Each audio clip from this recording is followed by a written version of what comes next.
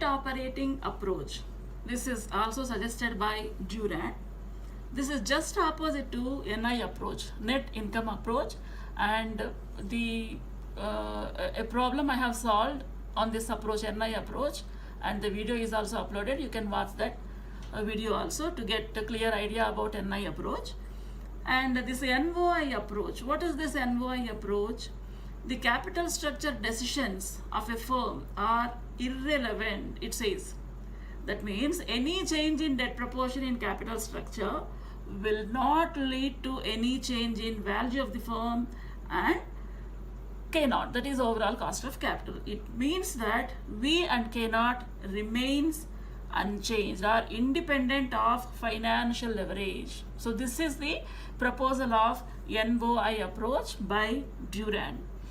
Its details are given in the description box. To get clear idea about NOI approach, please go through the description given below. So on this, let us try to solve a simple question where ABC company, a firm, has an EBIT of 40,000 rupees. Its cost of capital K0 is 10%, and the company has debt amount amounting to 2 lakhs rupees, and its interest rate, that is cost of debt, is 8%. Now company is planning to raise this debt by 50,000 more, and it is planning to use this amount to pay off equity shareholders. So given this, you have to calculate value of the firm and KE, that is cost of equity, according to NOI approach. In NOI approach, if you see, symbolically we can represent this like this. It is based on certain assumptions where cost of debt remains constant, and this is overall cost of capital. This also remains constant, and it remains unchanged for all degrees of leverage, and this is cost of equity. It is increasing, if you see, and this side you take cost in terms of percentage, that is cost of equity, debt, and overall cost of capital, and x-axis, on x-axis degree of leverage, debt by equity.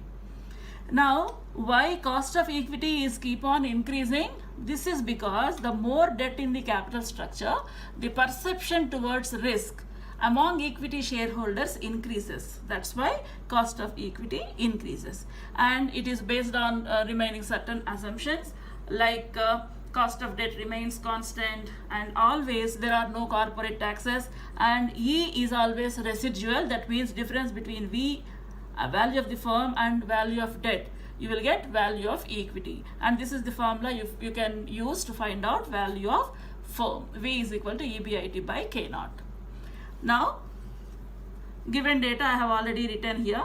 EBIT is 40,000, debt, current debt 2 lakhs at the rate of 8%, and it is planning to increase this debt by 50,000 more, that means 2,50,000, and as I said, cost of debt remains constant.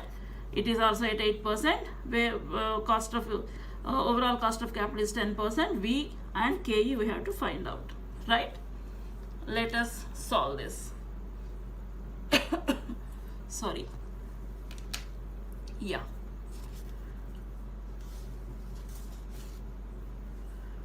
Write down here particulars.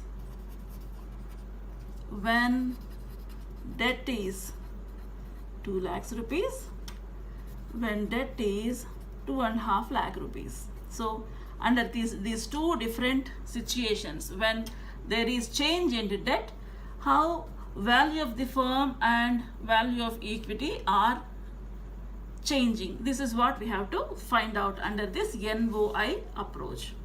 Given here, EBIT means operating profit, earnings before interest and taxes, is 40,000.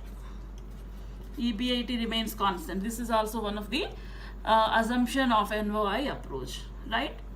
And given K0, this is I think 10% and 10%. Now we have to find out V, which is EBIT by K0. So 40,000 by 10% is 4 lakhs.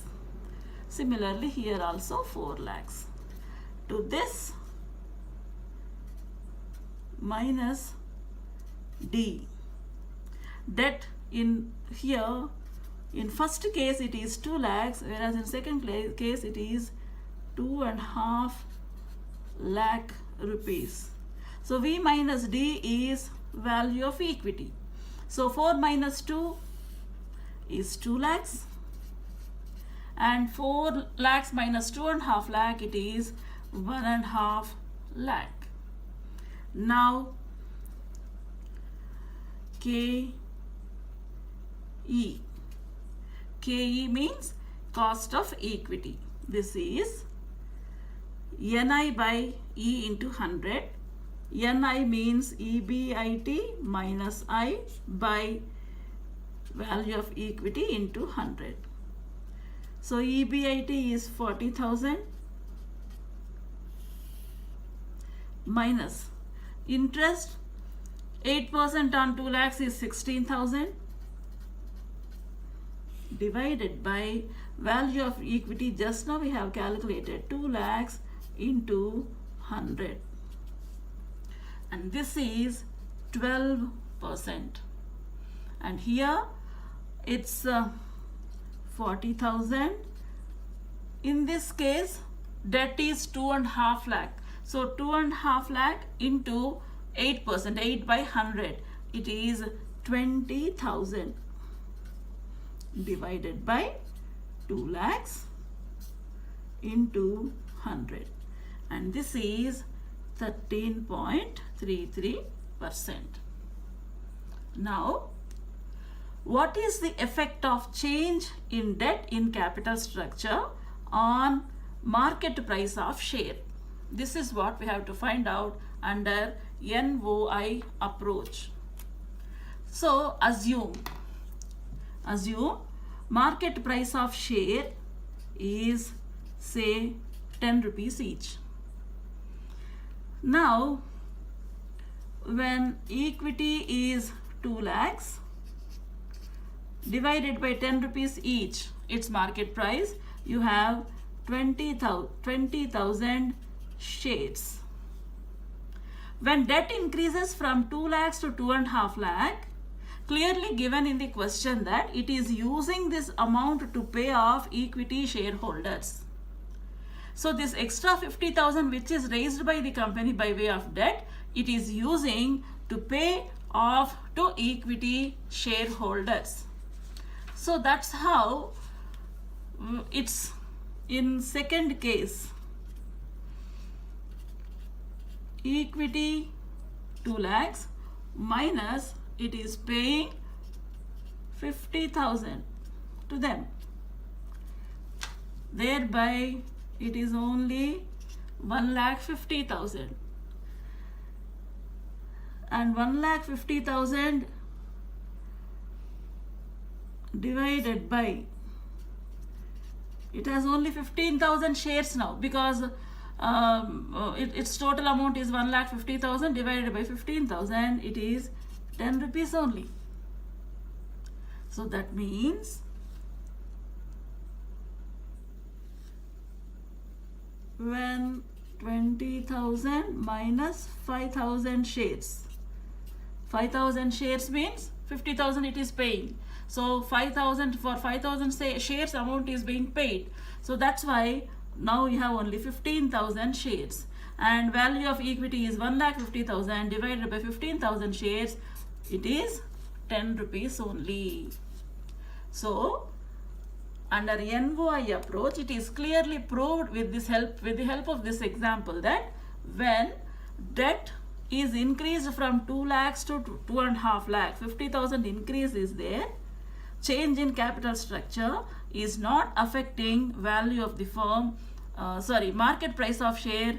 That means in first case it is 10 rupees. When 50,000 is paid to equity shareholders, as a result of that, company has now only 15,000 shares. Value of equity divided by 15,000 shares is equal to 10 rupees. In both the cases, market price of share remains constant irrespective of change in debt. That's why this is called as irrelevant approach, because market price of share remains constant. It is independent of capital structure. Thank you for watching.